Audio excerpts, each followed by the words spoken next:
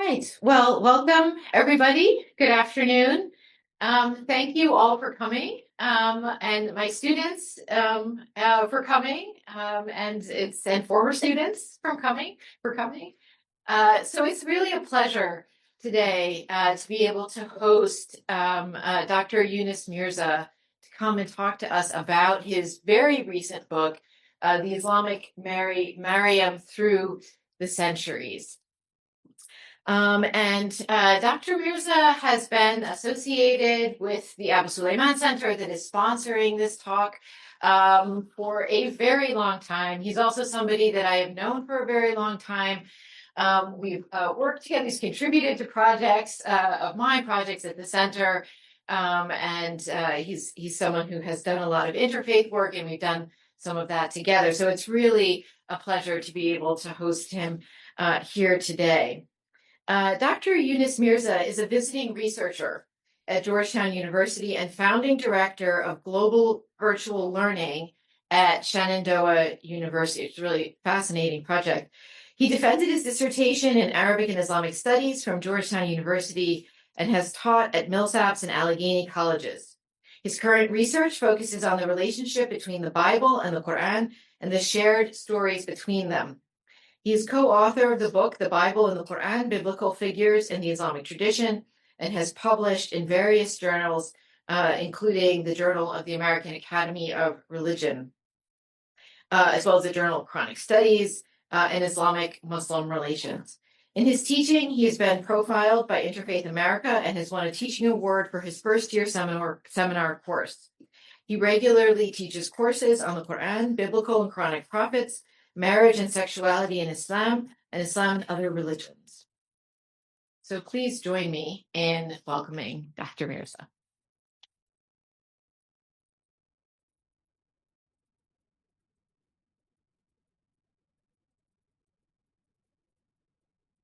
Thanks so much. I want to thank Maria. Should I use this microphone or should I use it? Yeah. All right. So I want to thank Maria so much for that warm introduction. And Maria's been an important mentor for me. I look up to her a lot. Also, she's been someone that I read her work and her scholarship. Sometimes when you have someone locally at university, you don't necessarily know their profile or their expertise or their scholarship, but you're really fortunate to have her here. And she's someone who's respected in the field. And also, she's actually wrote a blurb for my book. So it's and when my publisher was making the flyer for the book to help promote it, they actually highlighted her blurb of all the different blurbs. So thanks so much, Maria, for your support. So I want to go ahead and begin this book talk discussing some questions to think about. So some of the things to think about as we move forward. And let me just turn this. I want to do a presentation.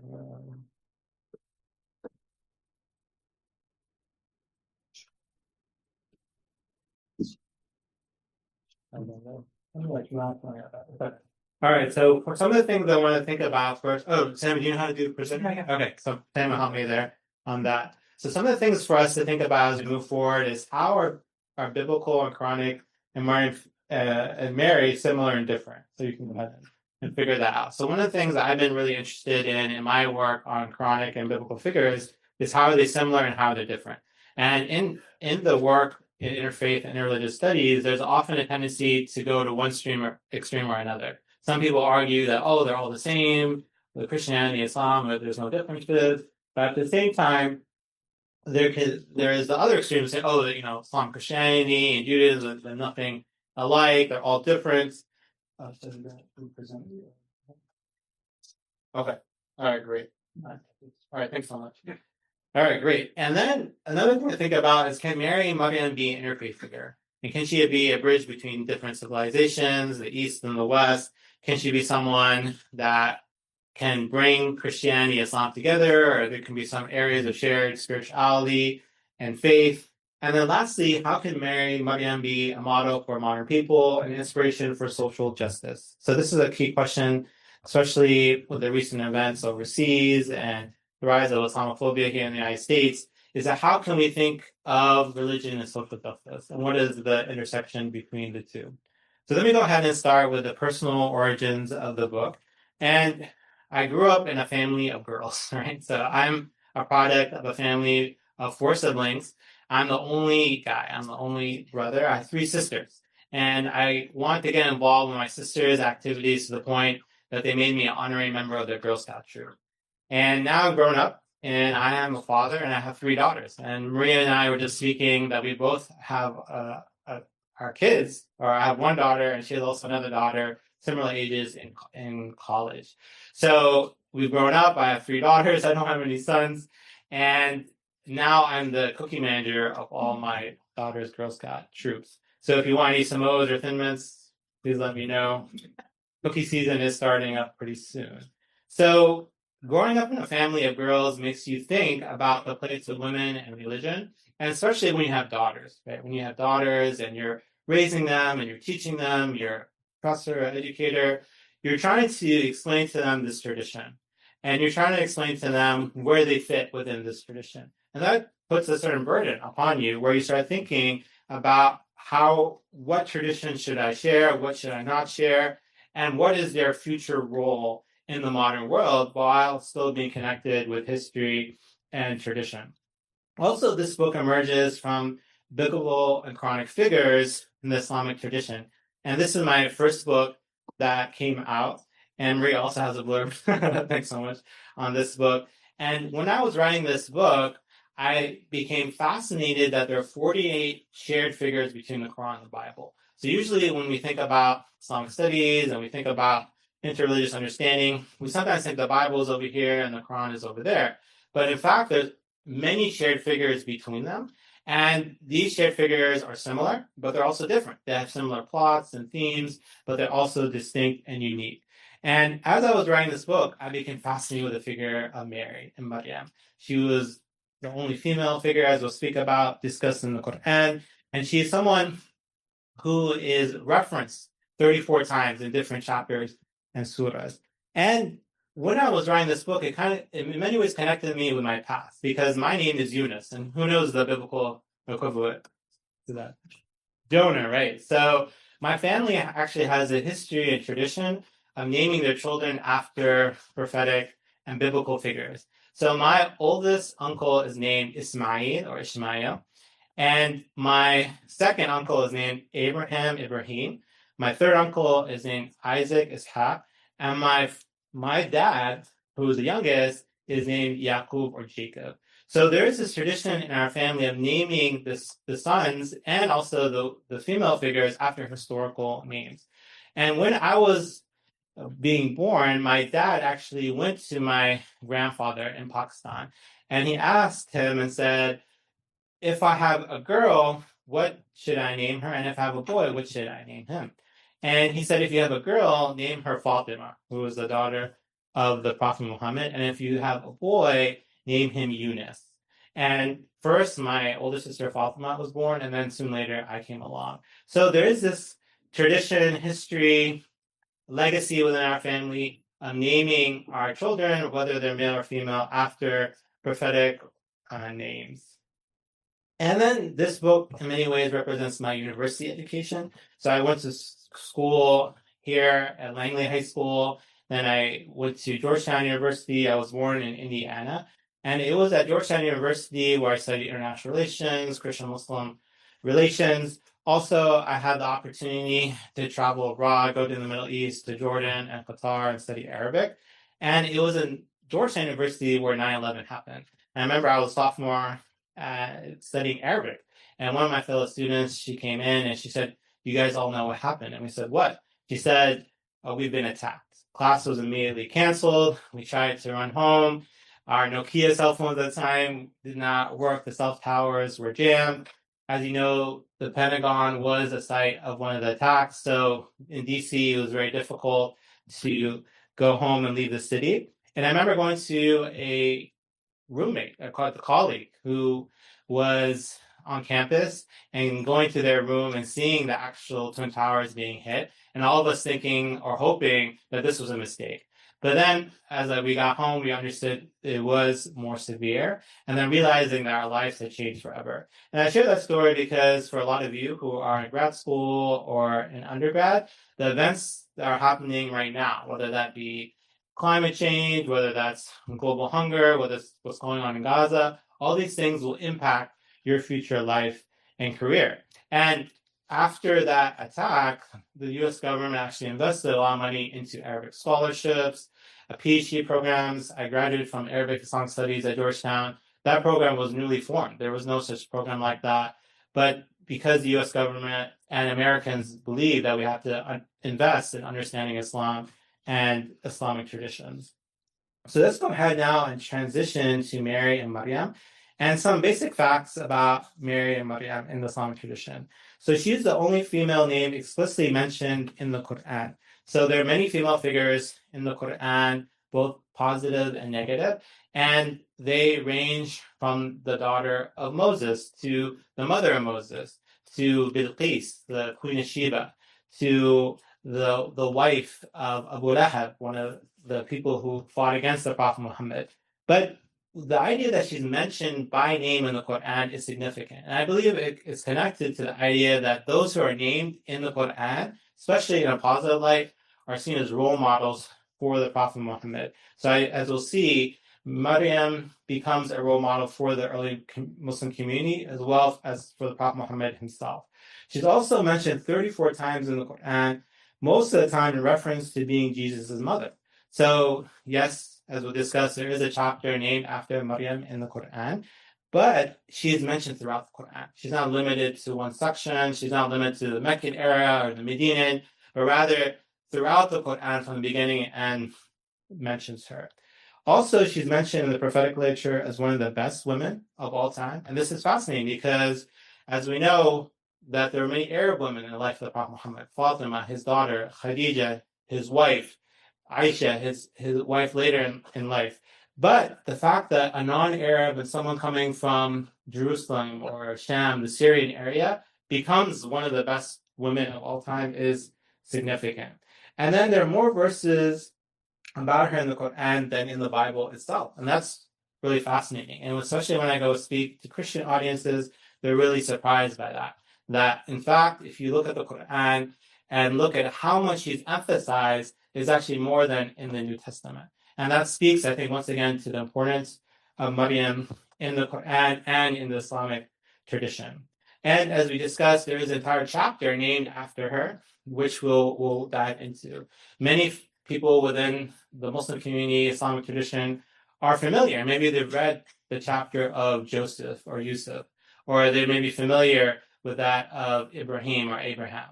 But part of my work is trying to elevate the stature of Maryam within the Islamic tradition and realize that she is a major figure just like those that I mentioned. All right, so let's actually go in and look at some verses from Surah to Maryam, understand their context and their place within Islamic history and tradition. So this is a unique surah. And when I started writing this book, the first chapter was devoted to Maryam in the Quran. And I just became super fascinated and interested with this chapter and saw how unique and special it is within the Quran as a whole. First off, it's the only surah that starts with Kaf, Ha, Ya, Ayn, Swad. So for those of us in Quranic studies, the Quran is often divided between Meccan and Medinan verses, also between the beginning, the longer chapters, and then the smaller, shorter ones. But there is a movement in Quranic studies to look at clusters. And if you look, for example, in the beginning of the Quran, many of them start with Alif Lam Mim. So this is a kind of a cluster of surahs or chapters that come from the Medina era. Later, you go a little further, you see a cluster of chapters that say Alif Lam Ra. And this is from the late Meccan era. So you go later, you see some that say Hamim. And then you have later at the end, you have Qul A'udhu, Rabb Nas, and Qul A'udhu bi Rabbil Falaq, right? Two chapters that have the idea of seeking refuge. So this is the only chapter in the Quran that has this beginning, which demonstrates to me that this is a unique chapter, it's special. It's not necessarily, it is connected, of course, to the rest of the Quran, but it's also special and unique. It's also the only surah with a rhyme scheme, Iya. So as you know, what's one of the major movements in Quranic studies is to think about the rhyme scheme, the sound. and how the sound is connected to the meaning. And many times in the Quran, there are different rhyme schemes, and many of them are in or un, but this is the only one that has iya, that starts from the beginning and then goes all the way to the end. And this is a chapter from the Meccan era. So this is a chapter that emerges from the late Meccan era where the Prophet Muhammad lost his wife, his source of protection and financial support. We also see that he lost Abu Talib, his uncle, someone who took care of him and protected him from other Quraysh tribes. We also see this was a time where the Muslim community was being persecuted. They were nascent, they were small. Eventually, the Prophet Muhammad would send a delegation to go to Abyssinia to seek protection from a Christian king. So many of the themes of vulnerability, of desperation, of hope, of mercy emerge within this chapter. And we see that God is mentioned many times in this surah as Ar-Rahman, as the most merciful. So God is mentioned in the Quran in many different ways. There are 99 names in the Islamic tradition to reference God, but the one that appears most of the time in this chapter is Ar-Rahman, the most merciful. So once again, speaking to this idea of early Muslim communities seeking the mercy and compassion of God. And this is the only chapter that uses the word wudda, or intense love. So one of the names of God in the Islamic tradition is Al-Wadud, is the one who is the most loving. And this name is often referenced in connection to forgiveness. But in this chapter, we have a form of this noun and verb used, and it sounds as widda. So this is once again the only chapter that uses this word. So now let's go into the narrative of Surah Maryam and the story of Surah Maryam and see what lessons that we can derive from it. So first off, we see that the Quran starts the story and says, mentioned in the Quran the story of Mary. She withdrew from her family to a place to the east and secluded herself away. We sent our spirit to appear before her in the form of a perfected man. She said, I seek the Lord of mercy's protection against you. If you have any fear of him, do not approach. But he said, I am but a messenger from your Lord to announce to you the gift of a pure son. She said, how can I have a son when no man has touched me? I have not been unchaste. And he said, this is what your Lord said, it is easy for me. We shall make him a sign to all people, a blessing from us. So what's fascinating here is the beginning, that this surah, this section, begins by mentioning that Maryam withdrew from her family to a place to the east and secluded herself away. So that's fascinating because in the biblical tradition, she's actually with her family and that she is singing the praises of God. So there's this element here within this chapter of khalwa, or being alone with God, and having this intimacy with God, which emerges when the various figures are alone. If you go earlier, a couple of verses in this chapter, you have the passionate plea of Zechariah, where he actually goes to God and he says, God, I'm getting old. My bones are brittle. My hair is all white. And I fear that there'll be no one left on this earth to represent me. Please give me a child. And the Quran says that he made this prayer nida and khafiya, that he did this prayer alone, in private. So this is a consistent theme that we see in the Surah Maryam and other parts of the Quran, that divine intimacy occurs when no one's watching, when the protagonist is by themselves and only can seek refuge in God. We also see that this section mentions we sent our spirit. And the classical commentators were fascinated by this, that Maryam was not given a dream or inspiration or had a vision, but it was actually Gabriel himself that came to Mary. And for Qurtubi, one of the scholars which I speak about in the book, this meant that she was a prophet, that she was someone given divine instruction by the most important messenger. And this is significant because, especially in modern Quranic commentary, there is a connection here between Maryam and the Prophet Muhammad, because Maryam, just like the Prophet Muhammad, got revelation or inspiration from that of Gabriel. And the narrative continues. It says, she said, I seek the Lord of mercy's protection against you. If you have any fear of him, do not approach. So this is fascinating in the sense that she does not initially recognize the messenger, that she's actually scared. And many of the commentators explain that her fear is based on the fact that he appeared as a man. And she didn't necessarily recognize him and was worried that this man was going to harm her. However, she seeks refuge once again from God to the Lord of mercy, seeking the divine protection and speaking once again to the idea of her chastity and her own spiritual well-being.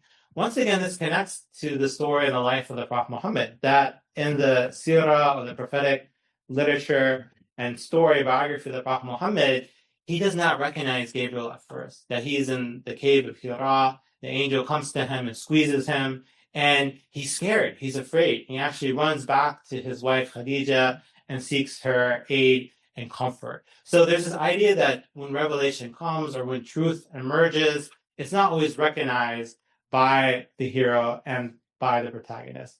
And then the narrative says, and the messenger explains, I am but a messenger from your Lord, come to announce to you the gift of a pure son. So now the messenger comes clean, explains, and says, hey, I am a messenger. I'm coming from God, and I'm going to tell you that you're going to have a child. You're going to have this miraculous son who is going to be Isa or Jesus. And then she asks this question, right? And this is one of the things I love about the Quranic and biblical narratives. She said, how can I have a son when no man has touched me? I have not been unchaste. So you could imagine that Maryam would just accept, right? This is coming from God. This is coming from Gabriel, Jibreel. That she should just accept that she's going to have a child, no questions asked. But part of this narrative that emerges in the Quranic and biblical figures is that they ask questions. And this is reminiscent of a story in the chapter of Baqarah or the chapter of the cow, where Abraham, he has questions about the idea of resurrection.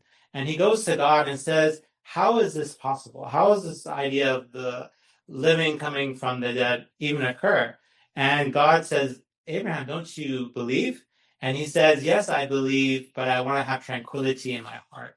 I want to see this for myself. And then God tells him to take birds, to slaughter them, put them on different mountains, and then he calls, and then they emerge and come together. So there's this theme that you find within the various traditions and narratives of these figures asking God or questioning and saying, this doesn't make sense. How could this potentially occur? And then the angel responds and says, this is what your Lord said is easy for me. We shall make him a sign to all people, a blessing from us. So he responds to her concern, explaining that this is truly a miracle. This is going to be something that's easy, and that this child that you're going to have is going to be a sign for all of humanity. And then the narrative continues, and so it was ordained. She conceived him. She withdrew to a distant place. And when the pains of childbirth drove her to cling to the trunk of a palm tree, she exclaimed, I wish I had been dead and forgotten long before all of this. But a voice cried out to her from below, do not worry. Your Lord has provided a stream at your feet.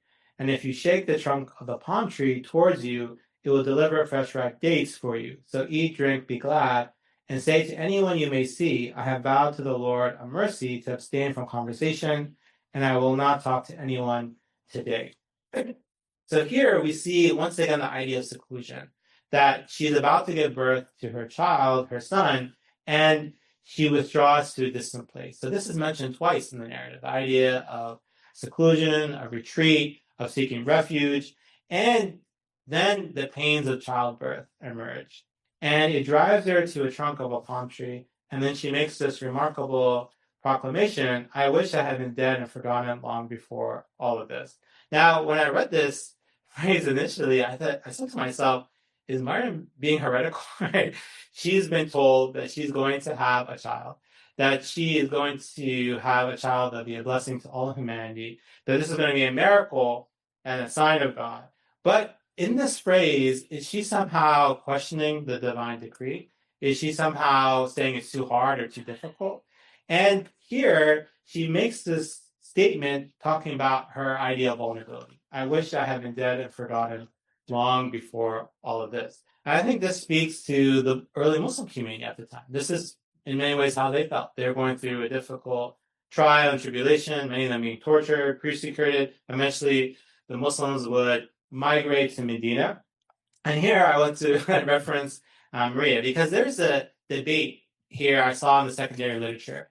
Why does Maria make this cry, right? And some say that she made this cry because she was ashamed, that she felt this shame that she had this child out of wedlock, and if she went back to her people, that they would see her and they would condemn her and say, how could you have done such a ugly thing? Another camp says, well, that she felt the pain of childbirth. And childbirth, for those who've experienced it, as someone who's witnessed it, right, is very painful. It's very challenging. It's difficult. And in the Quran, it's mentioned that you should be good to your mother because they nursed you, because they carried you, because they had pain in childbirth. And this is a continuation of this Quranic theme. So I really like here how Maria discusses this in the study of Quran. And in the discussion regarding Maryam's cry that she died before this, Maria de Cake understands that this statement is a result of the onset of difficulties she now faced as a woman giving birth to a child alone without a husband, including both the physical pain of labor and embarrassment about what people would think of her. Right. So this you see is, I think, a reconciliation of these different points and opinions, that she is first by herself, and this is difficult, but at the same time she feels this physical pain, right? So you see both this emotional and physical pain coming together. The narrative once again continues and says, but a voice cried to her from below, do not worry, your Lord has provided a stream at your feet, and if you shake the trunk of the palm tree towards you, it will deliver fresh ripe dates for you. So there's a debate in this tradition about where is this voice coming from.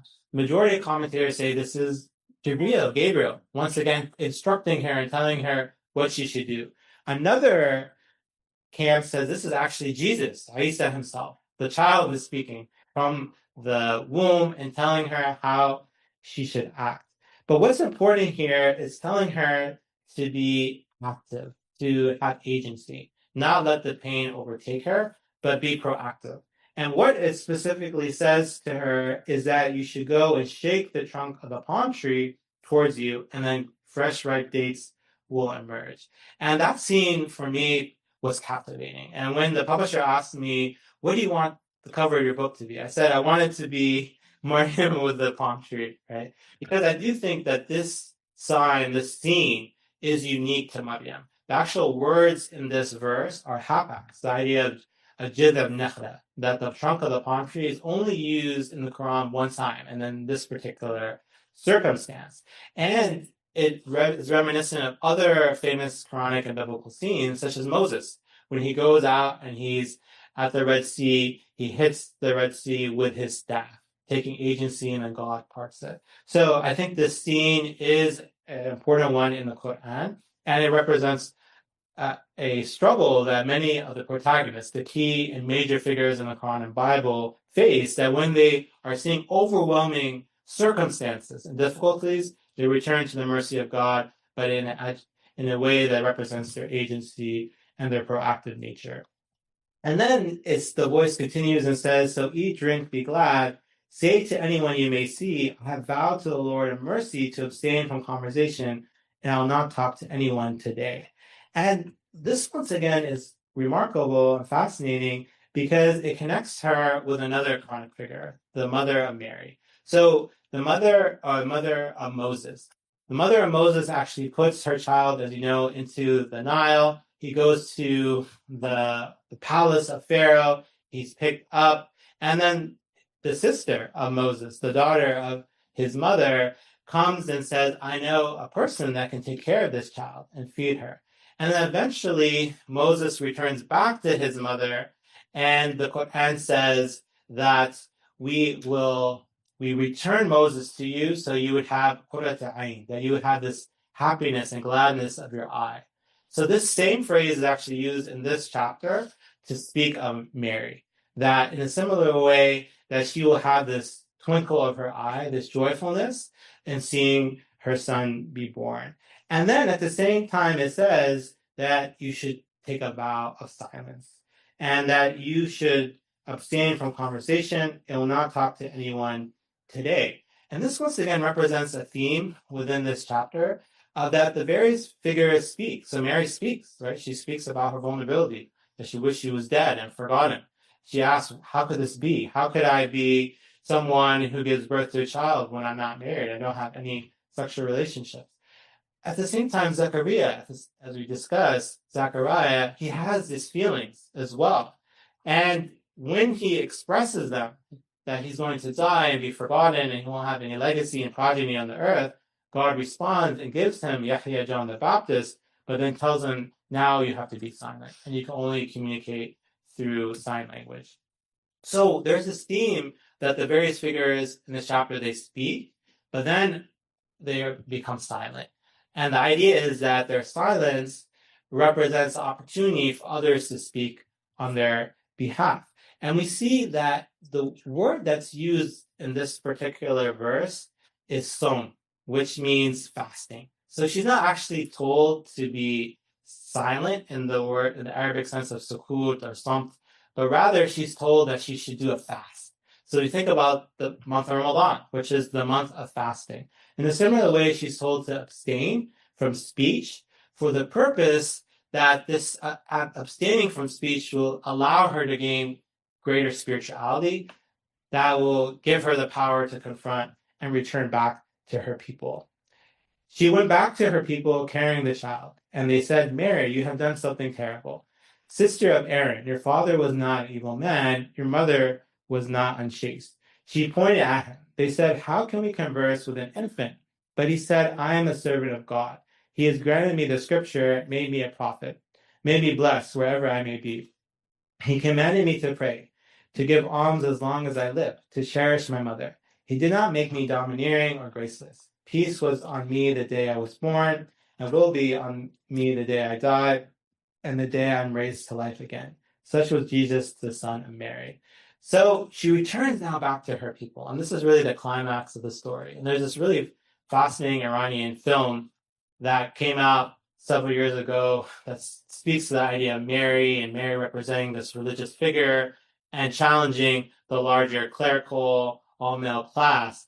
And they really emphasize this scene that when she comes back to her people carrying Isa, Jesus, and when she goes back to her people, they immediately question her and they say, Mary, you have done something that's terrible. And then they go and they speak about her family, right? They say, Mary, mother, you come from a good family, right? You have a mother who was chaste. You have a father that was a good man, right? How could you have done such an evil thing, right? You're someone who has good lineage, right? You're someone that's known to be good. Yourself and your family, your siblings, your mother and father are all known to be righteous. And then she does this fascinating thing where she points to her child. Now, once again, we see in the previous section, she's told to take a fast of silence, that she's not supposed to speak. And you can imagine that someone being attacked, their immediate response would be to defend themselves and say, I didn't do anything wrong. This was a sign of God. This is a miracle. But in this moment, she's told that she cannot speak. So what she does is point to her child, leading them to mock her. And they said, how can we converse with an infant, right? How can a little child begin to speak? And here you can hear as well and understand the early Muslim community and the Prophet Muhammad, who was told that he was a poet and a sorcerer, and they were condemned and mocked. And they were told that you come from good families. How could you abandon your faith and your traditions? And then the miracle occurs, that Jesus, the Quranic Jesus, once again something very unique to the Quran, begins to speak. And he said, I am a servant of God. He granted me the scripture and made me a prophet. So he identifies himself, that he is someone who's given the Gospels, given the Injil, and he is a Nabi, he is a prophet, like the Prophet Muhammad and other prophetic figures like Abraham or Moses. And I've been blessed wherever I may be, that he's known to be a righteous person. God has commanded me to pray, to give alms as long as I live, to cherish my mother. I love that part of the section, that he says that, yes, I pray, that I give zakah or alms, I help the community, I'm spiritual, but I'm not selfish. I'm thinking about the community at large, but he's supposed to be good to his mom. And this is something that you see in the Quranic Jesus, that he's always praising his mom. He's always thanking his mom, right? He's always referenced in relationship to his mom. And he did not make me domineering or graceless. So this is something that Jesus in the Islamic tradition, as well as in the biblical one, is that he's seen as very kind and merciful. That he's not someone who is rash or angry, like Moses, for example, because he was very angry and he grabs his brother's beard and says, "How could you allow the Israelites to worship this calf?" Right? We don't see that with the Quranic Jesus. He is more kind of kind and loving personality. Peace was on me the day I was born, and will be on me the day I die, and the day I'm raised to life again. So the idea of peace once again emerges in this. That yes, he's born, but he's going to pass away, and he'll be raised to life again. And here the verb is used of bath, or the idea of resurrection. That he'll be resurrected, and peace is on his entire life, whether the day he was born or the day he will pass away. And such was Jesus, the son of Mary. And once again, this is a fascinating theme we see that is defining Jesus, but always in reference to his mom. And once again, the commentators say that this speaks to the idea of elevating the idea of Mary. That yes, it's Jesus, but not by himself. How did Jesus emerge? He emerged through Mary, through Maryam. And also a way to speak to the idea of monotheism, that he is the son of Mary, not necessarily the son of God, but he's still someone who's righteous and a prophetic figure. So let me move now to talk about our high status. So as Quranic commentators and scholars throughout history began to read the Quranic narrative, they saw that there's something unique. There's something special going on here that we don't find in other verses or chapters in the Quran, and is also unique to speaking about women. So one of the verses they're fascinated about was this idea, "I'm but a messenger from your Lord, come to announce to you the gift of a pure son." And as I mentioned, there was a school in Islamic Spain. So this was a group of Muslims who had interaction with Christians and Catholics, and they saw how Mary was venerated and cherished within those traditions. And they began to think more critically about Mary, Maryam within their own scripture. And they came to the conclusion, one of them was in Ibn Hazm, the other one in Qurtubi, that Mary was a prophet. And she was a prophet for the idea that she was given direct communication from God. And for Qurtubi, she was not just a prophet, she was one of the best prophets. Because when she was told that this miracle was coming from God, she accepted it. And she didn't question it and ask for a sign like Zechariah did. Also, they were fascinated and drawn to this particular verse, that the angel said to Mary, "Mary, God has chosen you and made you pure. He has truly chosen you above all women." So there's a debate in the Islamic tradition. For Shi'is, primarily the majority school of thought is that Fatima, the daughter of the Prophet Muhammad, is the best woman of all time, because she was like the Prophet Muhammad, has similar mannerisms, lived out his legacy. And for the majority of Sunnis, they would say, based on this verse, that Maryam is the greatest of all time. And this is despite the fact that Maryam is universally understood as a non-Arab. She's not someone that was from the Quraysh tribe or from the life of the Prophet Muhammad. We also see their prophetic reports that speak about her high status. The best women of all creation are Maryam bint Imran, Asiyah bint Muzahim, the wife of Pharaoh, Khadija bint Khuwaylid, the wife of the Prophet Muhammad, and Fatima bint Muhammad, the daughter of Muhammad. So this hadith or prophetic report encompasses these four great women. And each woman represents a different template, an archetype. The first one is Maryam. And Maryam, as we discussed, is a non-Arab. She's seen as a Christian woman, but she's adopted and becomes part of the Islamic tradition. And she's understood to be the best single mother, right? In the Quran, Joseph, the idea of her being engaged or married is never mentioned. And I believe, once again, that is intentional to elevate herself as a protagonist. Then we see that Asiyah bint Muzahim, the wife of Pharaoh, the one that saw Moses in the Nile, that wants to adopt him and raise him in the palace. And this once again represents the archetype of a foster parent, a stepmother. And we see this also in the life of the Prophet Muhammad, that he was a foster parent in raising Zayd.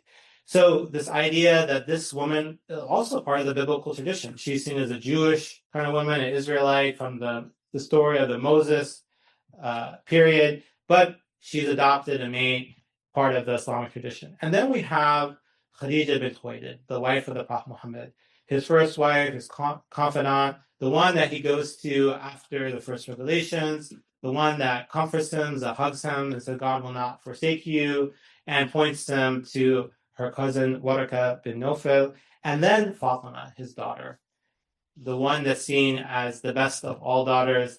And there's a famous tradition where the Prophet Muhammad went to Fatima and whispered in her ear, and she began to cry.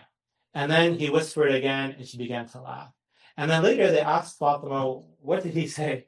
And she said, first he came to me and whispered in my ear that I'm going to pass away soon. So I started to cry. And then he whispered into my ear that you will soon after follow me. And we know from the life of the Prophet Muhammad that she passed away several months later. So she was seen as the mother of her father, someone who took care of her father, that resembled him and was always there to support him. So we see in this tradition an Abrahamic theme. That you have a quote-unquote Christian woman, that Mary of Assia representing the Israel, the Jewish tradition, and then two Arab Muslims, but they're all Islamicized and become part of the Islamic tradition. And then we see the idea of paradise emerge. The best women of paradise are Khadija bin Khuwaylid and Fatima, the daughter of Muhammad, Maryam bint Imran, and Asya bint Muzahim, the wife of Pharaoh. So once again, these four women emerge, and they're seeing that they're going to go to paradise. And one of the things that I emphasize in my book is that in this tradition, all of them are represented as daughters. So sometimes when we look at Mary, we always see her as a mother. She's the mother of Jesus. She is the mother of Christ. She's the mother of our Savior. But when we look in the Quran and the prophetic tradition, she's not always mentioned as a mother. She's actually mentioned as a daughter. And she's the daughter of Imran. She is a daughter before she becomes a mother. And we actually have in the Quran an Islamic or a story about her own birth and her own origin. That her mother comes and says, God, I'm making an oath that whatever is in my stomach is a sacrament to you, that I'm devoting this child to the temple. But then she has a daughter, right? And she was expecting a son that will grow up and become a rabbi and religious leader. And then all of a sudden, there is a girl. And she becomes afraid and she becomes disappointed and she doesn't know what she's going to do. But then the divine voice says, no, the male and female are different. And this woman, this daughter of yours is special, and we're naming her Maryam. And this is, I believe, a larger theme within the Quran of emphasizing daughters, that the pre-Islamic Arabs used to bury their daughters, and the Quranic narrative and the Prophet Muhammad came and said, this is a practice that should be extinguished. And also we see this with the life of the Prophet Muhammad himself, where he never had any sons that grew to adulthood. He had all daughters, and he praises his own daughter in various traditions. So to conclude, I want to emphasize, how is Maryam relevant today? So when I was in college and when I did my grad work around 20 years ago, 10, 15 years, there was a big emphasis on Abraham. So after 9/11, there was this big push talking about Abrahamic religions, the Jews, Christians, and Muslims, we should all come together, understand our differences and our similarities, and end this family feud, right? There was this idea that the Jews and Christians come from Isaac, Ishaq, and that the Prophet Muhammad comes from Ishmael, Ismail. And these two different lines can reunite and come to a better understanding, and that could lead to world peace and understanding. However, in the last couple of years, I've seen a shift.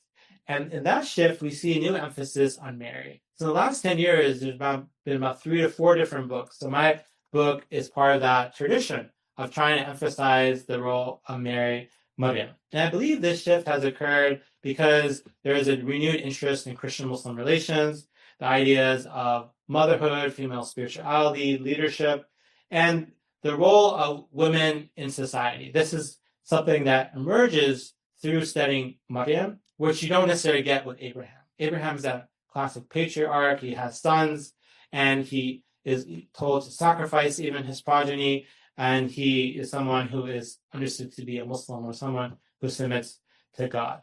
Also, we see that global demographics are changing. And by the year 2050, and I tell my students, hopefully by that year I'll be retired. I'll be collecting pension, I'll be on an island. But in 2050, many of you in this room will be in my position, leaders, scholars, teachers, entrepreneurs. And in that world, Christians and Muslims will be roughly the same number. We'll have around 3 billion Christians and 3 billion Muslims, which is a remarkable number. And we see that about 30% of the world would be Christian and around 30% will be Muslim. So the majority of the world's population would be either Christian and Muslim. And then peace between these two different religious groups is essential. And you see this within certain documents. So this is a common word that emerged in Amman, Jordan in 2007. And this was a Muslim initiated document during the Iraq War and a couple of years after 9/11. And it begins and says Muslims and Christians together make up well over half of the world's population. Without peace and justice between these two religious communities, there can be no meaningful peace in the world. The future of the world depends on peace between Muslims and Christians. And I think that's remarkable because later it will go and speak about theological similarities and differences. But the fact that it starts, this is the first lines of this document, shows that the authors understood that this is not simply a theological debate or discussion, but has real world political and economic implications. And we see in this new world where Christians and Muslims are increasing, that shared devotional sites have emerged. And this is one, the Virgin Mary House in Turkey, a house that I haven't gone to, but I hope to in the future, that was initially a Christian site, that there were some visions of a peasant woman, that she believed that this house was the place where Mary lived her last days. And many Christians, Catholics came together and they said, we're going to preserve this house. But in the last 50 years, Muslims have actually began going to this house. And if you go to this particular pilgrimage site, you see one room is devoted to Christianity, to Christians, where you have a statue of Mary, and another room devoted to Muslims. And Surat Maryam, which we just discussed, is written in Arabic. And there are places where actually people go and they hang different prayers. Prayers regarding childbirth, having children, and also seeking the mercy and pleasure of God. And we see Mary, Maryam, referenced a lot in our contemporary challenges of Islamophobia. So as you know, Islamophobia is built on this idea of difference, that Muslims and Arabs, they're completely different from us, that they have nothing in common, that we as Westerners are completely different than the East and the Orient. And Islamophobia manifests itself in this idea of difference, but then can lead to political violence as well as hate speech and mockery. So many Muslims have adopted Mary as a way to combat Islamophobia. So this is one billboard that mentions the Blessed Mary, where the hijab will be respected. So the idea of Mary representing someone who is a bridge figure between Islam and Christianity and actually embodies certain characteristics and habits that we think are only Muslim, but are actually found within Christian history and tradition. And we see that in this moment where many of my students are thinking about social justice and equity in global affairs, Maryam is important in terms of global justice. And someone who mentions her is Mona Haider. She is an artist and rapper who has sort of music videos on barbarism and Rap My Hijab. And she talks about the idea of faith and spirituality as combating stereotypes and Islamophobia. And she has this fascinating interfaith encounter in this recent documentary, Great Muslim American Road Trip, where she enters into a church in New Mexico, and she sees a statue of Mary. And she begins to be in a state of awe. And she starts to have this conversation with a pastor, a priest who is there. And they begin to exchange notes and about their different experiences with Mary within their respective traditions. And she mentions that Mona shares that Maryam is an inspiration to her in a way that she was tender and loving and devout to God, so much so that she could raise a child that could change the entire world. So Mona, in many ways, identifies with Maryam as being a faithful and spiritual woman, and as a mother, because Mona is a mother herself. And she draws inspiration for her in terms of advancing social justice and fighting against Islamophobia. So to conclude, we see the importance of Mary and Maryam in Islam. And part of my work first initially started on Abraham.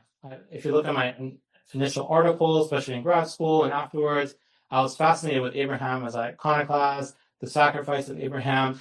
And as I continued to do more research, I understood that Mary is a central figure in Islam and should be understood as one of the major figures, maybe on a similar level to that of Abraham, of Moses, of Joseph, and so forth. We also see that the story of Mary and Maryam in the Quran, and we went through that representing the different verses, how it represents this dark time in the life of the Prophet Muhammad, the early Muslim community, how it's a story that represents vulnerability, hope, fear, referencing the mercy of God, and how it represents the idea of fasting, of abstaining for a higher spiritual purpose, and having other people speak on your behalf. And then we mentioned the idea of Maryam's high status, the discussion of her being a prophet, which is a minority position in Islam. Majority of Muslims today would understand her to be a righteous woman, a siddiqah, as someone who is trustworthy, truthful, sincere. But at the same time, many Quranic commentators reference her as the best of all women and her as being one of the masters of paradise. And we see Maryam's relevance today. So in a world that we're growing up in, and many of you will take over, this world will be a world where Christians and Muslims will be the majority of the world's population, that they'll demographically be equal in number, and it'll be a world that demands social justice. What are Christians, Muslims, people of all faiths and backgrounds doing to make the world better in terms of hunger, in terms of poverty, in terms of climate change? And I believe that in this new world that we are all moving towards, that Maryam's story is important and inspirational, because all of us want to live our modern lives. We like our phones, we love our tablets, but at the same time, we want to be connected to history and tradition. And I believe Maryam is someone that emerges from this Near Eastern classical traditional period, but she continues to inspire people in the modern age. Thanks so much. So I hope you all stay in touch. This is my website. You can email me and also find me on social media. I have a podcast called The Islamic Mary, as well as contribute to a Maidan podcast called A Common Word. So thanks so much.